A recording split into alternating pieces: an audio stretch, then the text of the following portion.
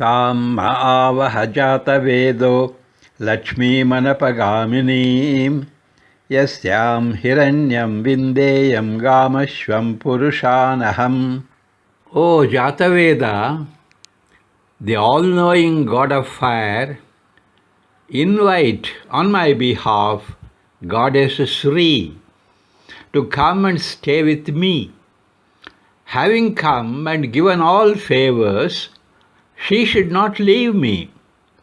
While she is with me, I shall gain wealth, gold, cows, horses. I shall gain relatives and friends. O Jataveda, invite her to bless me with them. ಎರಡನೆಯ ಮಂತ್ರ.